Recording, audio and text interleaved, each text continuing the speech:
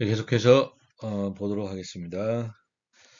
자, 그 다음에 우리 수업 교재에서 나오는 내용이 왜 이제 경영자들이 어, 우리가 이제 국제경영을 공부하고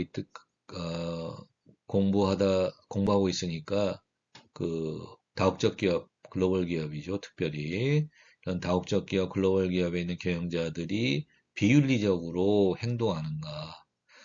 그것과 관련된 뭐, 그 요인들, 그걸 소개하고 있습니다. 그래서 크게 이제 6가지를 제시하고 있어요. 첫 번째는 개인 윤리. 개인 윤리에 문제가 있다는 겁니다. 그래서 이제 비윤리적인 행동을 하고, 그 다음에는 의사결정 과정. 어떤 그 조직, 회사의 기업의 의사결정 과정에 어떤 문제가 있었다. 거죠. 그 다음에 세 번째는 그 기업의 조직 문화에 문제가 있다는 것이고. 그 다음에 네 번째는 어떤 비현실적인 성과 목표, 이런 걸 설정하고 하려고 할 때, 그럴 때 이제 그 기업이 혹은 그 기업의 구성원들이 비윤리적인 행동을 할 가능성이 높다는 겁니다. 그리고 그 다음에 다섯 번째는 그 기업의 어떤 그 기업의 어떤 소속된 혹은 본사의 어떤 국가죠. 그 국가의 어떤 문화적인 특성에 기인해서 문화적 특성 때문에 그 기업의 구성원 혹은 그 기업이 어떤 비윤리적인 행동을 하는 경우가 있고요. 그 다음에 이제 리더십입니다.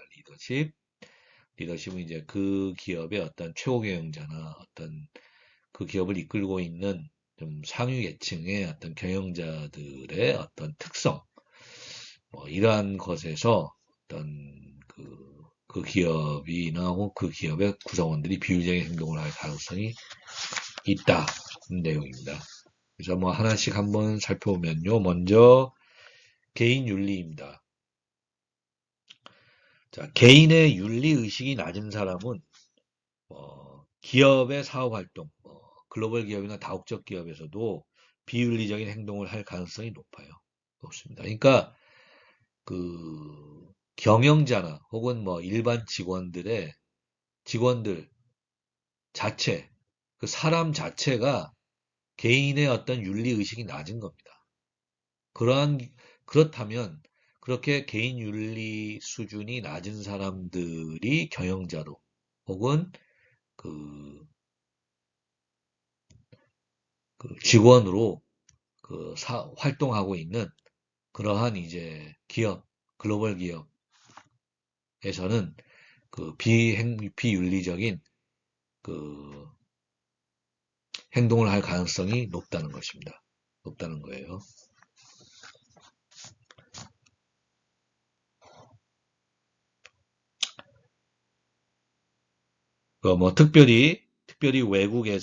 특별히 외국에서 근무하는 어떤 본국 출신 경영자들, 즉 파견 경영자들은 어떤 개인 윤리에 상반되는 상황에 직면하게 되는 경우가 많을 수 있습니다. 특별히 외국에서 근무하는 본국 출신 경영자들, 즉 파견 경영자들이라고 그러죠. 이런 사람들은 어떤 본인의 개인 윤리에 상반되는 그런 상황에 직면하게 될 가능성이 높다는 거예요. 다른 국가에서 근무하는 경우에. 따라서 개인의 윤리의식 자체가 낮은 경영자들은, 그러니까 윤리의식 자체가 낮은 경영자들이에요. 그런 사람들은 본국 말고 다른 국가에서 근무하게 되는 경우에 만나게 되는 그런 어떤 이문화적인 다른 문화에서 오는 어떤 그런 상황에서 어떤 비윤리적인 행동을 할 가능성이 높다는 겁니다. 그 얘기예요.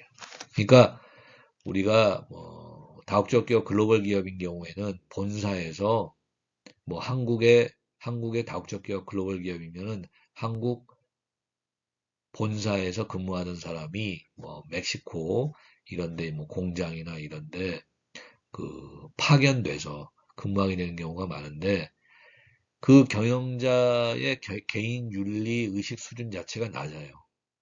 개인 윤리 의식 수준 자체가 낮은 사람입니다. 그런 사람이 한국 말고 이제 멕시코나 이러한 문화가 아주 다른 그러한 지역에 파견돼서 근무하는 경우에는 굉장히 좀 다른 문화에서 오는 어떤 그런 좀 접해보지 못한 상황, 이런 상황에서 어떤 윤리적인 의사결정을 해야 되는 경우가 많은데 어떤 이제 개인의 윤리의식 자체도 낮은 사람인 경우에 경영자가 그러면은 상당히 비윤리적인 그러한 의사결정이나 행동을 할 가능성이 높다는 얘기입니다. 그렇게 이해하시면은 되겠고요. 자, 그 다음에 두 번째는 의사결정 과정입니다.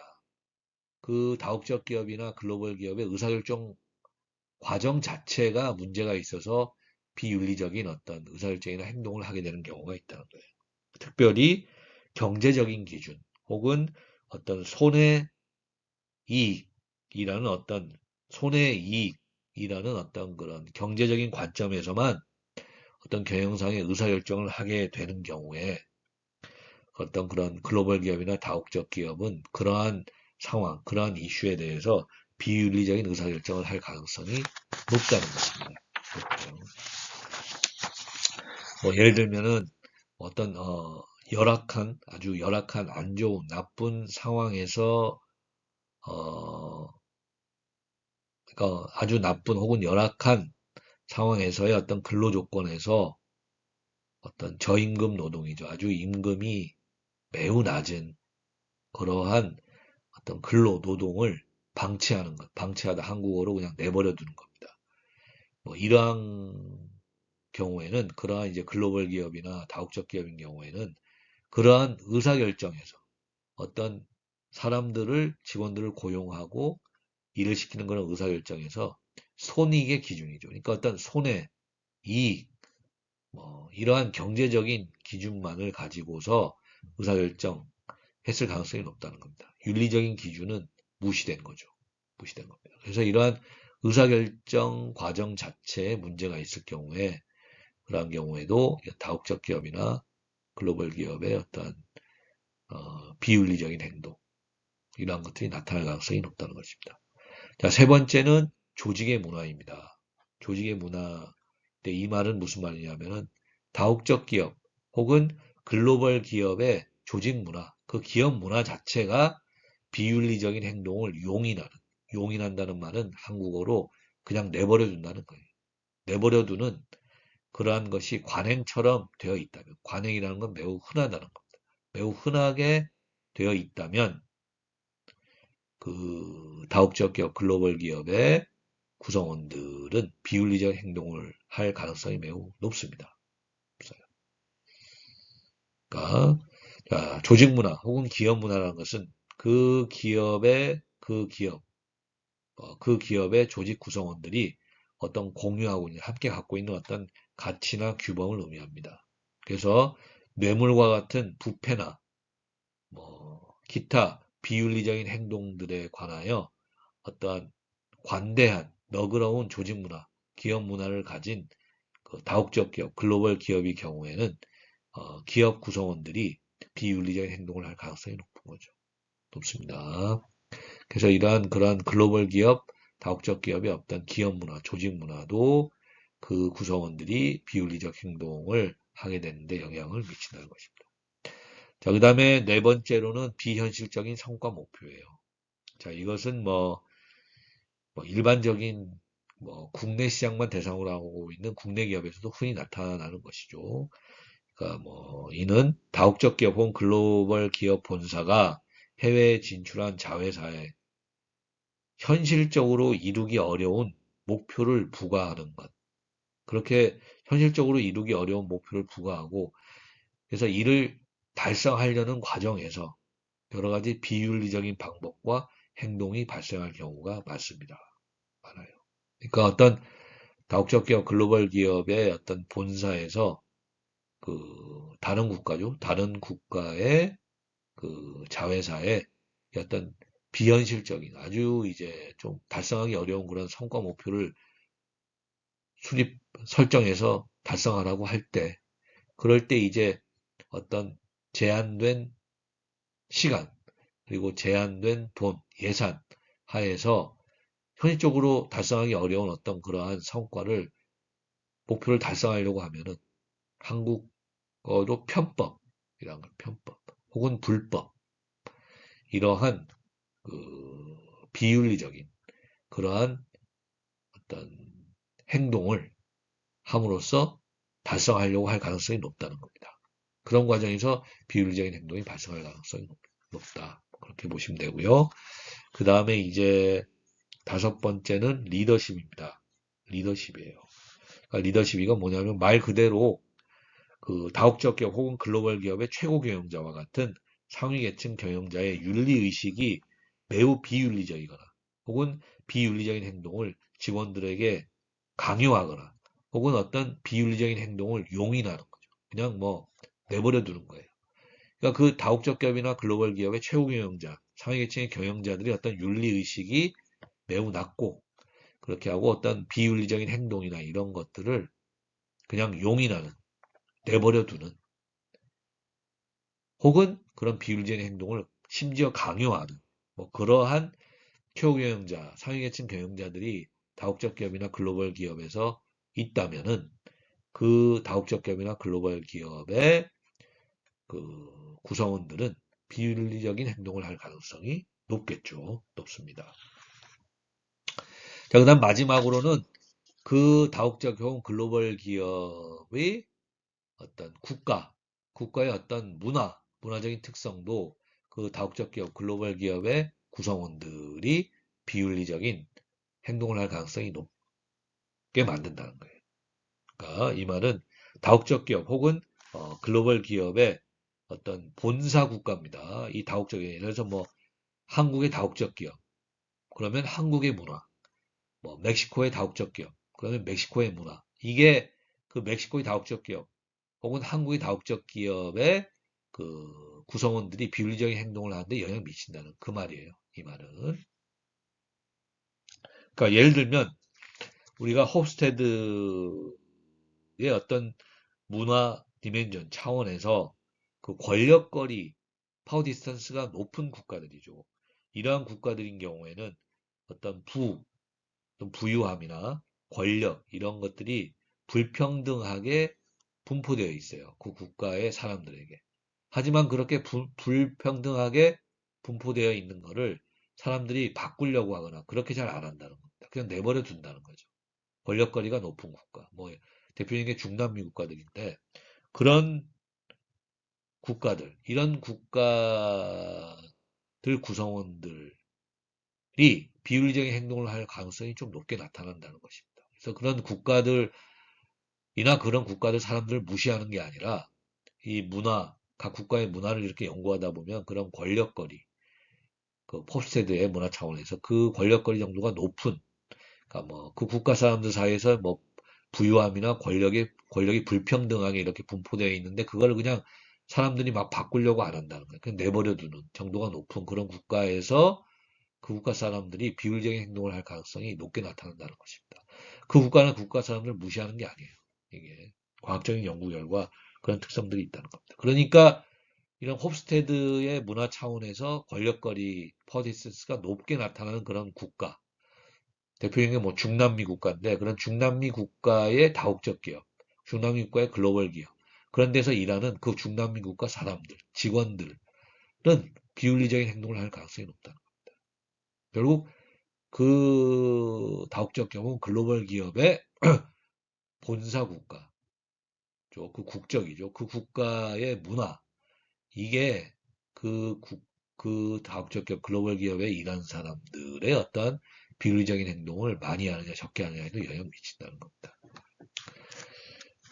그래서 이렇게 크게 6가지 요인들이 일반적으로 그 뭐 경영자들이나 그 기업의 구성원들이 비윤리적인 행동을 하도록 하는데 어떤 영향 요인으로 나타난다는 것입니다. 그리고 지금 여기 우리는 이제 국제경영을 공부하고 있기 때문에 특별히 이제 2개국 이상에서 활동하는 글로벌 기업 혹은 다국적 기업에서 그렇게 나타난다는 것이죠. 자,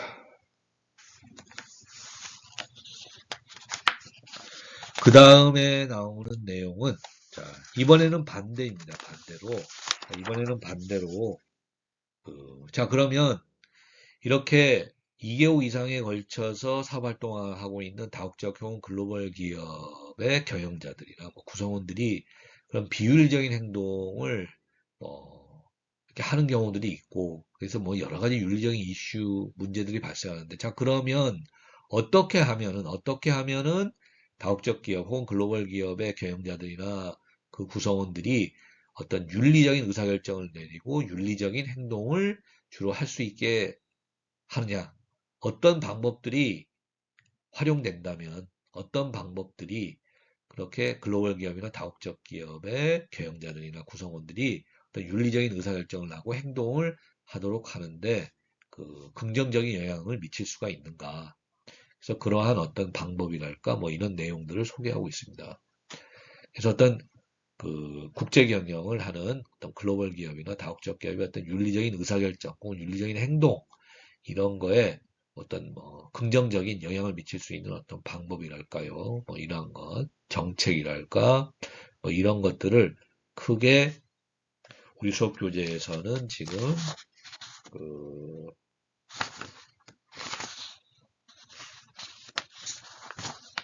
크게 8개로 나타납니다. 8개로.